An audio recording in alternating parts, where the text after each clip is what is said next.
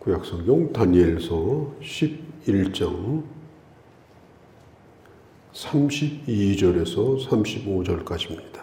우리는 다니엘을 구약의 계시록이다, 그렇게 별명을 붙이기도 합니다. 11장 앞에서부터 쭉 읽어보면 이 나라와 나라, 왕과 왕 먹히고 또 다른 나라가 와서 또 잡아먹고 계속해서 그런 일들이 반복되고 있는 걸 볼 수가 있습니다. 남을 우위하지 않습니다. 다른 나라를 생각하지 않습니다. 오늘날도 이제 강대국이 있는데 이 강대국이 서로 균형을 잘 이렇게 맞춰서 편안하게 지내면 작은 나라들이 참 편해요. 그런데 강대국이 으르렁거리고 싸우고 뭐 이렇게 하게 되면 그 끼어있는 나라들은 참 괴롭기 그지가 없습니다. 다니엘도 그런 시대에 살았어요.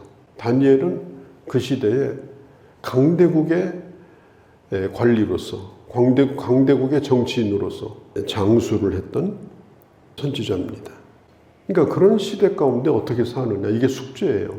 세상이 이렇게 변하는데 그러면 우리는 이 시대에 어떻게 사는가? 이게 오늘을 사는 우리에게 숙제입니다. 우리는 다니엘을 선지자라고 불러요. 다니엘 선지자. 근데 다니엘 시대에 선지자가 있었죠.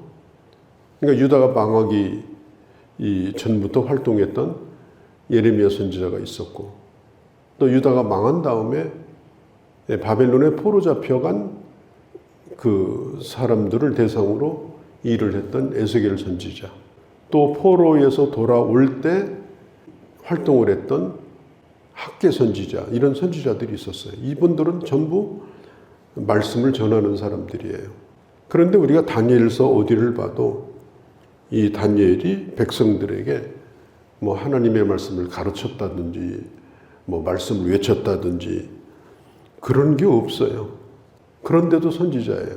그러면 다니엘은 왜 선지자일까? 다니엘은 말씀을 외치는 선지자는 아니지만 정치의 한복판에서 자기의 삶의 모본, 진실함, 이런 것들을 통해서 그 시대에 하나님을 보여줬어요.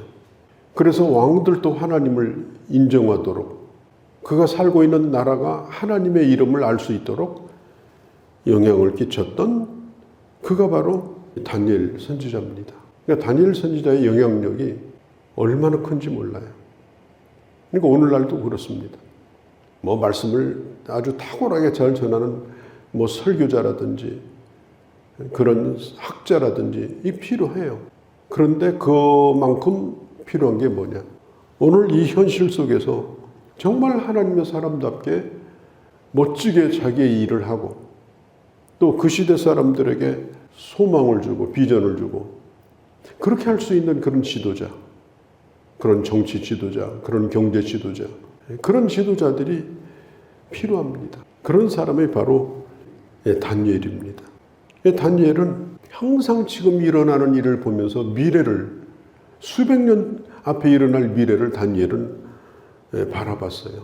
그래서 지금 왕을 돕고 또 지금 나라의 쓰임을 받고 그렇게 하지만 세상에서 볼 수 있는 그런 일반적인 사람으로 살지 않았습니다. 간사하지도 않고 타협하지도 않고 거짓도 없고 그냥 진실하게 하나님의 나라라고 하는 큰 나라 속에 존재하는 국가, 왕이신 하나님이 쓰시는 세상의 왕, 나는 그들을 돕는 자다. 그러나 나는 하나님의 사람이다.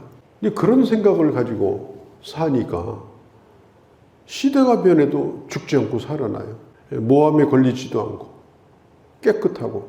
다니엘은 바로 그런 지도자였습니다. 그러니까 모든 사람이 앞으로 일어날 일을 다 알고 갈 필요는 없어요. 그러나 적어도 앞에 가는 사람을 그걸 가르쳐 줘야 됩니다. 그걸 알고 가야 뒤따라가는 사람이 믿고 따라가죠. 자기도 모르고 남도 모르고 그리고 그냥 어디로 간지도 모르고 그런 사람이 지도자가 돼서 나라를 다스리고 어떤 단체를 인도한다고 하면 그게 어떻게 되겠습니까? 그러니까 오늘날 정말 다니엘이 필요하다. 다니엘 같은 지혜를 가진 그런 영적인 그런 리더가 필요하다. 이게 시행착오라고 하는 것이 이제까지 뭐 최선을 다했는데 알고 보니까 엉뚱한 데로 와 있다. 그러면 그걸 누가 보상을 하겠습니까? 아니 그냥 뭐 공사를 잘못해가지고 길바닥을 다시 다 뜯어낸다.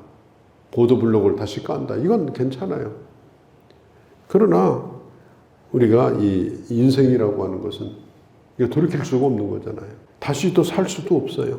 그래서 우리가 이게 바르게 알고 그리고 그 미래를 바라보고 그리고 정말 영적인 지혜를 가지고 이렇게 살아가는 그런 리더가 참 필요하고 지금 21장에는 이 북왕국과 남왕국의 이 싸움이 계속해서 지금 나오고 있는데요. 참 재밌는 건 27절에 보면은 두 왕이 서로 해하고자 하여 지금 두 왕이 서로 해치려고 틈을 노리고 있는 거예요. 그런데 한 밥상에 앉아 있어요. 한 밥상에 앉아 있을 때. 그런데 밥은 또 같이 먹어요. 우리 같이 식사합시다. 우리 협상합시다. 같은 테이블에 앉아 있는 거예요. 앉아 있을 때 거짓말을 한 것이라. 거짓말을 하고 있어요. 그러니까 이게 세상이에요. 이게 세상이에요. 앞에서는 동맹을 맺고 뒤에서는 딴짓을 하고 앞에서는 같이 식사하고 뒤에서는 다른 걸 꾸미고 그런데 그 뒤에 뭐라고 얘기하는가 하면 27절 끝에 이 일이 형통하지 못하리니 이런 일은 결국 오래가지 못하더라. 나라가 바뀌고 왕이 바뀌는 걸 보면서 이것도 다 허무한 일이더라. 엔티오코스 에피파네스라는 사람이 등장을 합니다. 엔티오코스 에피파네스. 나라는 별로 크진 않은데 아주 힘이 강했어요. 그래서 강력하게 힘을 씁니다. 23절에 보면 그와 약조한 후에 거짓을 행하여 올라올 것이요 소수의 백성을 가지고 세력을 얻을 것이요. 처음에는 작게 시작을 했어요. 그러다가 이 북쪽에 맹주가 됩니다. 북쪽에. 그래서 이 남쪽에 그 애국과 이제 싸움을 합니다. 싸워서 또 이기기도 해요. 25절, 26절에 보면 원정을 가가지고 싸워서 재물을 약탈해가지고 백성들을 나눠주니까 또 백성들이 우리 왕 대단하다. 그리고 왕을 칭송하고 그러니까 계속해서 싸워서 뺏어가지고 약탈해가지고 나라의 힘을 키우는 그런 사람이었습니다.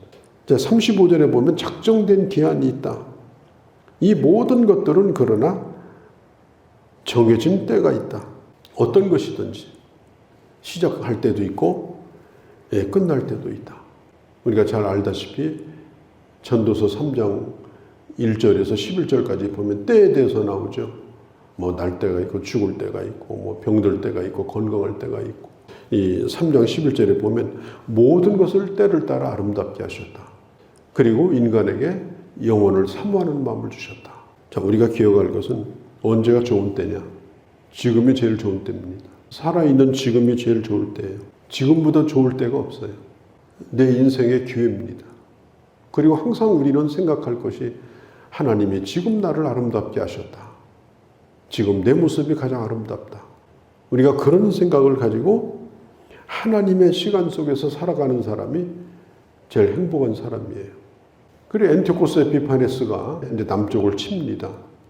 남쪽을 치는데 이 아프리카 쪽을 치려고 그래요. 지금의 알렉산드리아입니다. 북아프리카 알렉산드리아 쪽을 치려고 하는데 그때 이제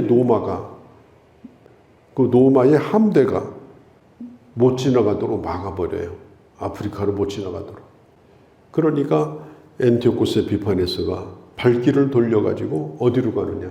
지중해 연변에 있는 이스라엘로 들어갑니다. 그래서 이스라엘을 치게 되어져요. 쳐가지고 어마어마한 유대인들을 죽입니다. 그리고 예루살렘에 있는 성전 기구들을 전부 다 빼내고 거기에다가 제우스 신상을 갖다가 세워놓고 짐승의 피를 뿌려가지고 예배가 아닌 예배를 드리고 또 그런 시대에는 꼭 배교자가 나와요. 가짜 선지자들, 그 제사장들. 이 배교자들을 앞세워가지고 유대인들을 고통을 줘요. 절기도 못 지키게 합니다. 할례도 못하게 합니다. 그걸 어기면 아주 굉장히 잔인하게 죽입니다. 이제 그런 일을 계속 하는 가운데 32절에 보면 그가 또 언약을 배반하고 악행하는 자들을 속임수로 타락시킬 것이나 이런 사람들이 나타났다는 거예요. 그러나 오직 하나님을 아는 백성은 강하여 용맹을 떨치리라. 그때 그 고통 속에서도 믿음의 사람들이 나타나요. 그래서 성전을 지키고 예배를 지키고 나라를 지키려고 일어났던 사람들. 그게 누군가 하면은 바로 이 마카비라고 하는 사람의 아들들입니다. 이 마카비라는 사람이 형제가 셋이 있었어요. 그래서 유다 마카비 형제들로부터 시작된 바로 독립전쟁이 시작이 됩니다. 수리아를 몰아내고 성전을 회복하는 싸움이에요. 어떻게 하든지 성전을 회복해야 된다. 그래서 백성들을 말씀을 가르치고 그 뒤에 보면은 나와 있죠. 이 33절에 백성 중에 지혜로운 자들이 많은 사람을 가르칠 것이나 그러나 칼날과 불꽃과 사로잡힘과 약탈을 당하여 여러 날 동안 몰락하리라. 그러면서도 계속해서 마카비 가족들과 백성들이 성전 회복 운동을 일으켜요. 많은 사람들이 죽습니다. 이 성전이 회복이 되어져요. 그래서 예수님도 제자들과 함께 수전절을 지키기 위해서 예루살렘에 올라갔죠. 그 수전절이 바로 BC 예수님 모시기 전에 164년 12월 14일 날 전쟁이 끝나고 성전이 회복되고 예배가 회복되고 그 안에 있던 우상을 다 끄집어내고 다시 성전의 기구들을 집어넣고 그리고 하나님 앞에 영광을 돌렸던 이 수전절.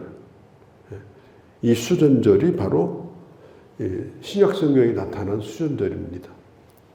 그러니까 얼마나 감격스러운 날이에요. 그러니까 이들이 싸웠던 것은 다른 것이 아니에요. 예배의 회복입니다. 예배를 못 드리게 하는 거예요. 그리고 예배를 드리면 다 잡아다 죽여요. 그런데 놀랍게도 예배를 허무는 것도 이 배교한 제사장들이에요. 이 배교한 제사장들이 수리아의 앞제비가 돼가지고 백성들을 꼬여서 예배를 파괴하는 일을 또 한편에서는 했습니다.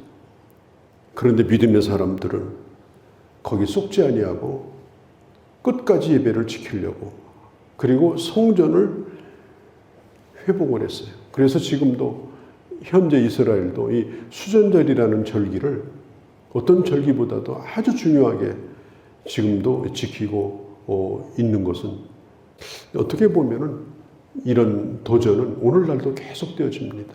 예배가 도전을 받고 또 교회가 그걸 지키려고 목숨을 걸고 그렇게 하면서 교회가 이 땅에 존재. 그러니까 다니엘서에 나타난 이 다니엘이 보았던 이 환상도 오늘 이 시대에도 그대로 적용이 되는 말씀이다. 우리가 이 사회 곳곳에서 외치는 선지자가 아니라 몸으로 하나님의 사람답게 사는 그런 다니엘 같은 선지자가 이 시대에 정말 많이 필요하고 또 그런 영적인 리더들이 필요합니다. 그리고 예배를 허무는 어려운 시대를 만난다 할지라도 핍박을 받으면서 그 예배를 지키려고 할 때 고통은 있지만은 다시 회복되는 은혜도 베풀어 주신다. 그걸 역사를 통해서 우리가 배우게 되어지는 것입니다. 거룩하신 우리 아버지 하나님, 오늘 이 다니엘서 11장의 말씀을 보았습니다. 성경의 기록은 오늘을 사는 우리에게 거울이 되어지고 또 예고편으로 주어진 것입니다. 우리가 하나님의 말씀을 보면서 끊임없이 지혜를 얻게 하시고 그리고 오늘을 사는 내가 어떻게 살아야 되는가 하는 것을 볼 수 있는 은혜를 저희들에게 베풀어 주옵소서. 아버지 하나님, 다니엘은 한마디도 말씀을 설교한 적이 없지만 그러나 그는 위대한 선지자가 되었습니다. 그런 위대한 삶을 살았습니다. 아버지, 저희들에게도 우리의 삶의 현장에서 선지자로서 살아가는 그러한 능력과 아버지 하나님 그런 환상과 이상을 저희들에게도 허락하여 주시옵소서.